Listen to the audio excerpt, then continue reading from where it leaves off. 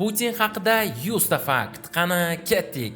To'liq ismi Vladimir Vladimirovich Putin. 1952-yil 7-oktyabrda Leningrad shahrida tug'ilgan. Bo'yi 170 cm, vazni 77 kg. Onasining ismi Mariya Ivanova Putina, otasining ismi esa Vladimir Spiridonovich Putin. Putin oilada 3-o'g'il. Ikkita akasi Putin tug'ilishidan oldin vafot etishgan. 1960-1965-yillar 193-maktabda o'qigan va keyinchalik 281-o'rta maktabda tahsil olgan. Otasi zavodda ishlagan. Putin bolaligidan dzyudoni yaxshi ko'rgan va ushbu sport turida chempion bo'lgan. Maktab davrida u yaxshi o'qigan. Putin razvedkachi bo'lishga qaror qilgan va 1970-yil Leningrad davlat universitetining yuridik fakultetiga o'qishga kirgan.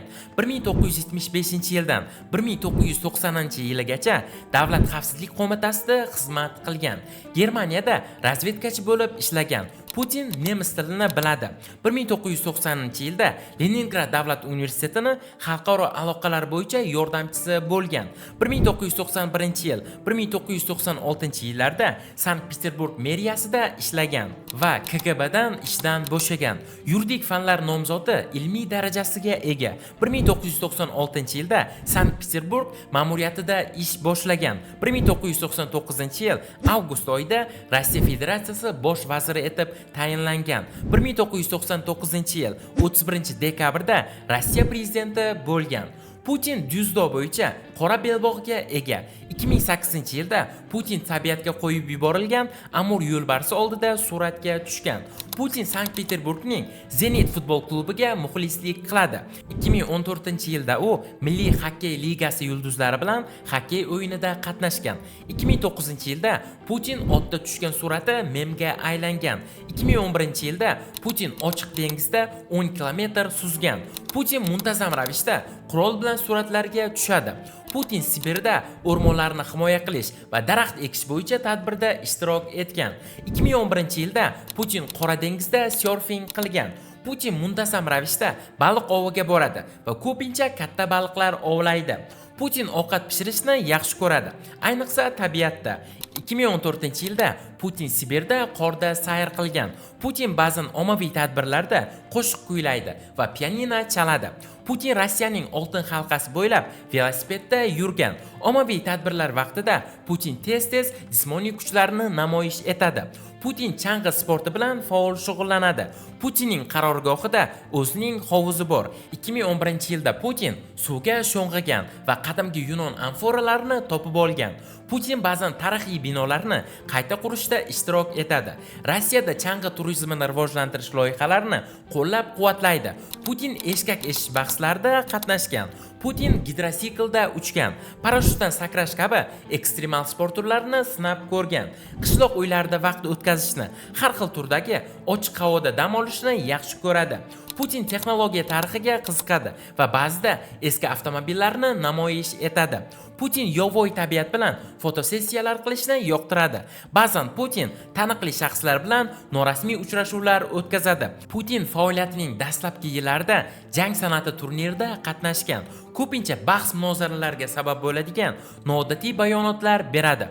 Putin turli turdagi samolyotlarda, jumladan harbiy samolyotlarda uchgan. Putin Rossiyaning kosmik missiyalari va loyihalarini qo'llab-quvvatlaydi. Putin arxeologik ekspeditsiyalarda qatnashgan. U ba'zan astronomiya va yulduzlarni kuzatish bilan qiziqadi. An'anaviy rus oshxonasini yaxshi ko'radi va taom festivallarida qatnashgan. Putin turli madaniy tadbirlar va festivallarni qo'llab-quvvatlaydi va ishtirok etadi. Tez-tez chet elga sayohat qiladi va turli xil madaniyatlarni o'rganadi. Putinning baliq ovlash safaridagi rasmlari juda mashhur bo'lib ketgan. U tarixiy filmlarni tomosha qilishni yaxshi ko'radi. Putin tarix va siyosat haqidagi kitoblarni faol o'qiydi. Karate kabi turli jang san'atlarini o'rgangan. Putin intervyularida tez-tez bolalik xotiralari bilan o'rtoqlashadi. Putin turli xalqaro forum va seminarlarda tez-tez qatnashib turadi. Turli hayvonlar, jumladan ayiq va yo'lbarslar bilan ham suratga tushgan. Putinning blogi bor. U yerda o'z fikrlari va sevimli mashg'ulotlari bilan o'rtoqlashadi.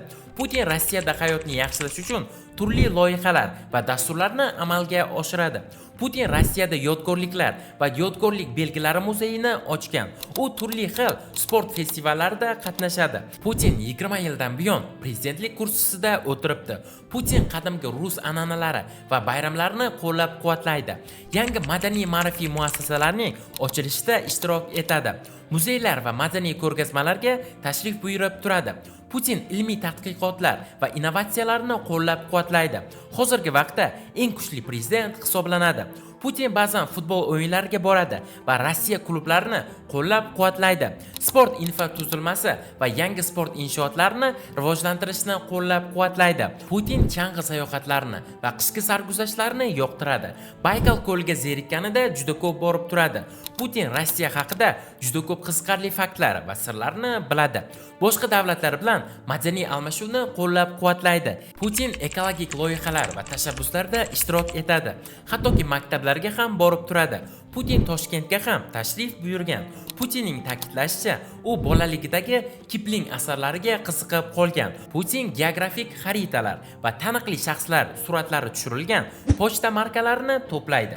2007-yilda Amerikaning Time jurnali Putinni yil odami deb topgan. 2009-yilda Vladimir Putin Mo'g'ulistonning davlat mukofoti Marvaridli qimmatbaho tayoq ordeni bilan taqdirlangan. Vladimir Putin o'ng qo'lida $10,000 soat taqib yuradi. Putin Shimoliy Koreya prezidenti bilan juda yaqin. 2014-yilda Qrimni anneksiya qilib, xalqaro sanksiyalar va qoralashlarga sabab bo'lgan. 2018-yilgi saylovlarda Putin ishonchli g'alaba qozongan.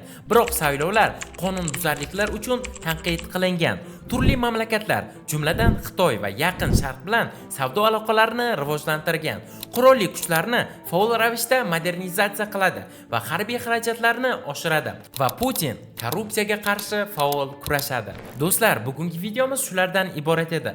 Agarda video sizga yoqqan bo'lsa, videoga like bosing va kanalga obuna bo'lib, keyingi 100 ta fakt kim haqida chiqishini kommentariyada yozib qoldiring. Keyingi videolarda ko'rishguncha, xayr, sog', salomat bo'ling.